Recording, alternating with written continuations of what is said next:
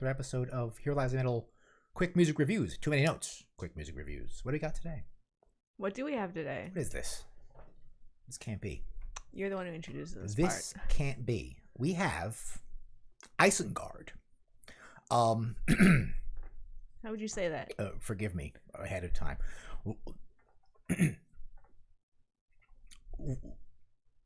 Isengard. Vårjevndøgn. I think that was very wrong. Okay, let's try it again. Slowly. That'd be a y sound. That flows better. Bear with me, everyone. Vårjevndøgn. Vårjevndøgn? Good enough for me. Vårjevndøgn. Play the thing into the microphone. Stand by. I was 98%. More like 60%. I'm not sure if that's Norwegian or Slovenian, but anyway, it means spring equinox, and it is the latest album from Eisengard. That is the opposite of winter. And if you're not familiar, Eisengard is the solo project of Fenriz, who is 50%, debatably, of the band Darkthrone. It's like 99% of the band are Darkthrone. I wouldn't say that much. And this is technically the second album. Before this was Hostmørke, released in '95, and before that was Vinterskugge, which was considered a compilation. Apparently, I didn't know that, which was released a bit earlier than that. And this is not a return. Fenriz found these recordings apparently while he was bored in quarantine. He unearthed these. Why can't I do that? Why can't I find something like that? I mean, you'd have to have done something. I'm trying to find stuff. You'd have to have done something worthwhile in the past. I did. To find it. And when we find it, you'll see it. But anyway, continue. All right. But this was apparently recorded in the era of 89 to 93. Quite old. And yeah, he found it and decided to release it. And fun fact, it was mastered by Jack Control, who worked on the past 3 Darkthrone albums. So none of this is new. This is all stuff from when, before he was in, Darkthrone or anything. No, he was in Darkthrone, he was in Darkthrone at the time. So, but this was, his stuff he did on the side. So Eisengard was concurrent with Darkthrone as well. All the older Eisengard stuff was recorded at the same time as this. It was all concurrent. This is just, I think with Eisengard, it was just stuff he recorded randomly, and he would just put it together and release it at times. Was this stuff never released, though, or was it released in another form? It was never released. Never. None of this stuff was ever released. It might have been on, one song might have been on a compilation or something, but no, not released formally. So this is kind of like when the Misfits did that big album, when they released all their stuff before. Like when they released all their stuff with Bobby Steele, when they made that big album, all those songs you never heard before. This is kind of like that. It's his version of that. All right, but fun note as well. Yeah. Vinterskugge means winter shadow, I think, and Hostmørke meant autumn shade, and so this is maybe those are mixed. The 4 seasons. Anyway, we're now on spring equinox. We're out of order, but I think that implies we're getting a 4th album for the summer. Midsommar. You just predicted what it's going to be called. How can he call anything else? I would love to. But that's Swedish, though, so he can't really. That's got to be close. He doesn't care about. That's got to be close. I'm sure they celebrate Midsommar in the same rituals. When he goes to Sweden, he brings tear gas with him. You watch the video. You know what I'm talking about, people. So yeah, all right, let's move on here. So now for a Here Lies Metal, we don't score albums in points, as you know, and you've seen this before. Because we recommend every album we review, obviously. But however, we will now classify this particular album, Vårjevndøgn, and to be classified along our axial metal alignment chart, as we will explain, for genre, listenability, production, number of notes, and fun factor. Let's go. So what do we got going here? Let's go to the record here. By the way, that's a period photo. Yes, it's not him currently. He's a lot older looking now. So yeah, if you go look on the Spotify profile for Eisengard, he put a very funny picture of himself up recently of current Fenris. Every picture of him looking very mournfully at the camera. He's getting old very quickly. He's aging well. All right. Onto our genre access. I just want to make a note here as well. If you're familiar with the other Eisengard releases, they're considered folk metal, Viking metal, mixed with a lot of black metal, obviously, and some heavy metal stuff, but mainly folk metal, especially Hostmörke, which I think is the most well known, which is a lot of like yodeling and not in a bad like chanting, not in an Amon way. I like it. It's good. Like that. It's good. Yeah, it's good. Not. I was very surprised when I heard that he was releasing under Eisengard again, because if you're a real nerd like me, you've listened to the commentary, with Fenris commentary, Hostmörke, where he looks back with regrets upon folk metal and says that most of it should be deleted, and even several songs on that album should be deleted. A few he liked, but as Lars' dad says, delete that. Yes, he agreed that this should be deleted, and he seemed to regret any part he may have played in the, emergence of folk metal, which he definitely did play a part in that. They were all into that. So I was pretty surprised. I was like, what? I guess he found some old Isengard stuff he liked that didn't, wasn't as bad as Hostmörke. Not that I thought that was bad. I liked that album, actually.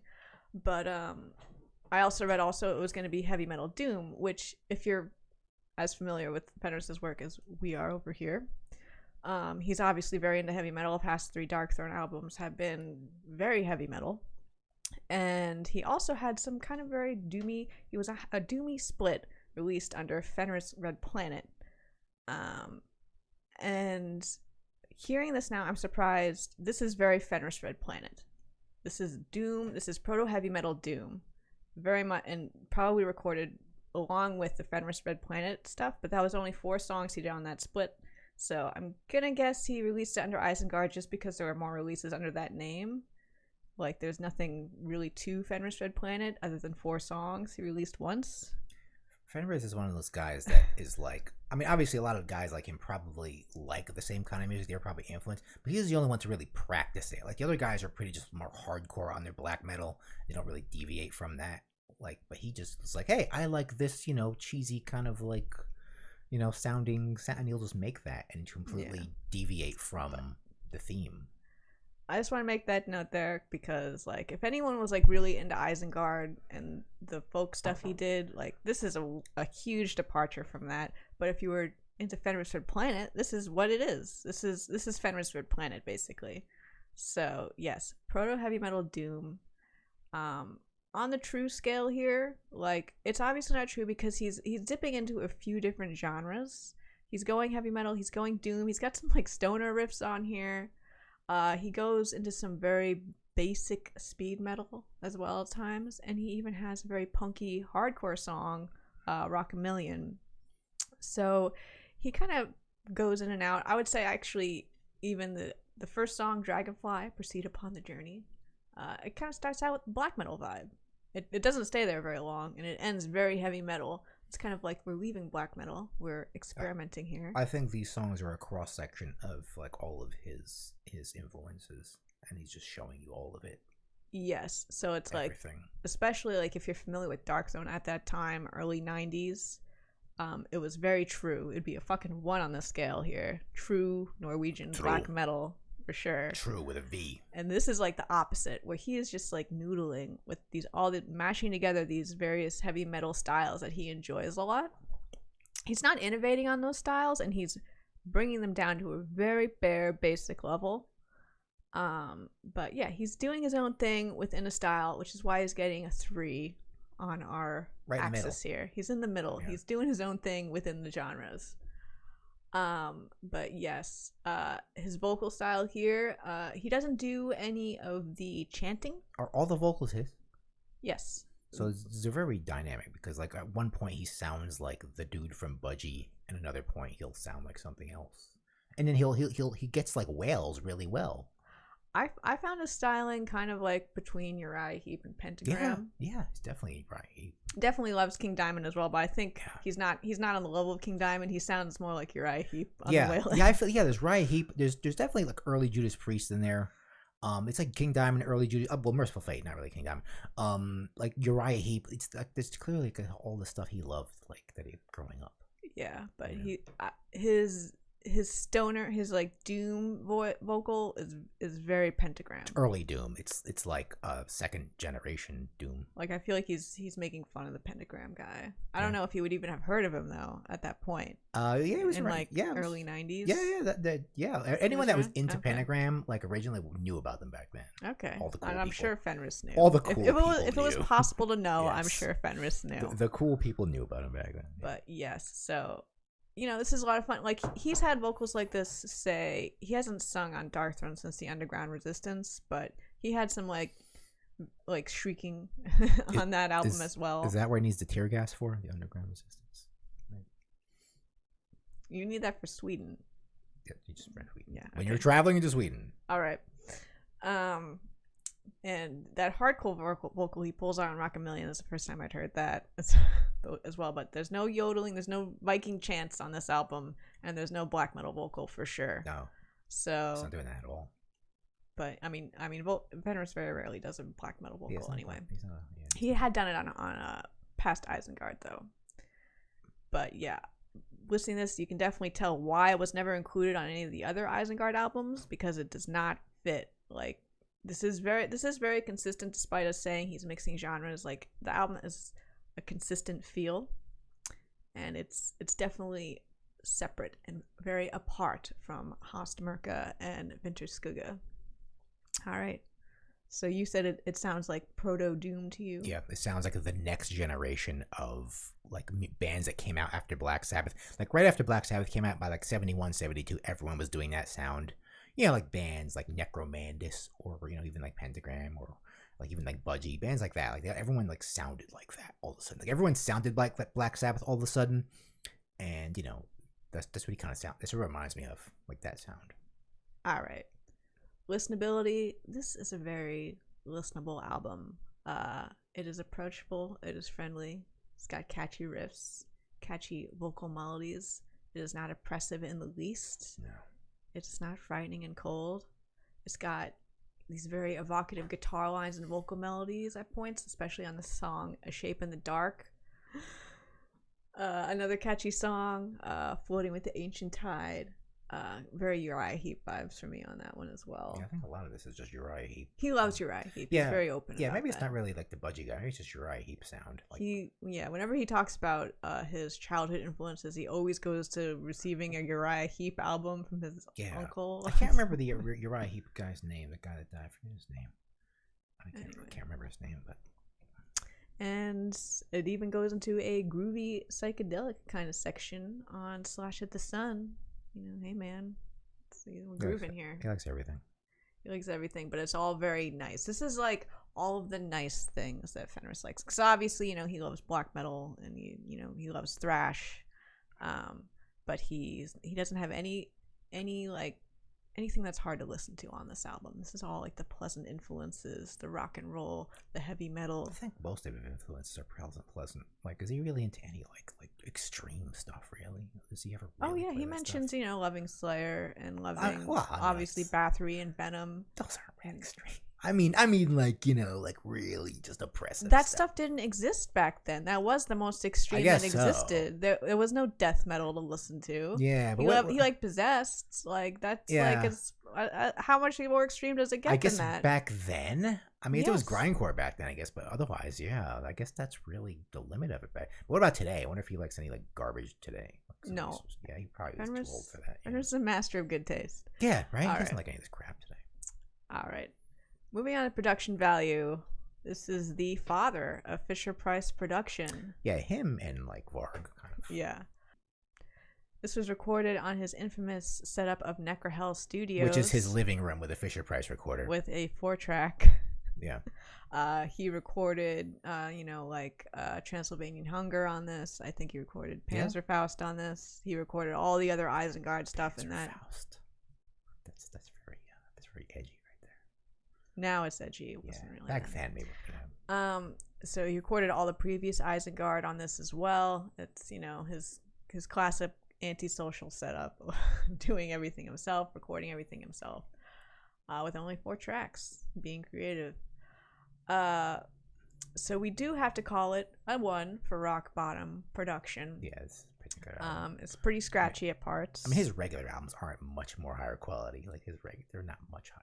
When you really think about it, like his albums that aren't like found material. I mean, he's got a pretty vast catalog here. There may be like 3 at most. His other albums, don't you? Oh no, he doesn't like high production even for the most recent Darkthrone releases. That's what he needs. They have a pretty full standard production, I would say, but it's a retro kind of feel. It's not. Yeah, it's like 3 at the most. Yeah, which is fine. Yeah, no. Works so well. But this is at the bottom of his production this values. Is like, even for him. But like, even so, this album, you can hear things on it. It's not shitty production. No, it's got a nice warm bass sound on it. The drums are warm. It's got this very consistent acidy guitar tone, distorted guitar. It's a little fuzzy. Yeah. And I think this stands in very stark contrast to, say, like Transylvanian Hunger, which he's going for the cold sound. He was obsessed with a cold sound. So it's very interesting to hear recorded around the same time these warm songs he was making. It's very nice. Yeah, he's all about the seasons. This is the spring equinox. Yeah, he meant that for a reason. So. Yes. All right. Note scale. How many notes were there? Not a lot. Not too many notes. Just enough. I mean, I would say Fenriz is pretty obsessed with simplicity when it comes, particularly to riffs. That's why he's good. Everyone take a note. He likes, to this day, he likes basic ass riffs. And he does solos. It's not like he doesn't do solos. They're not complicated solos. You don't need complicated. They're just like some notes. He's not trying to show off any skill. He's very against, I feel like, showing off in any way. Like, there'll be some sections that highlight the bass, there'll be some drum fills, and they're all very competent, but they're not trying to, like, show off being like, I'm very actually good at this instrument.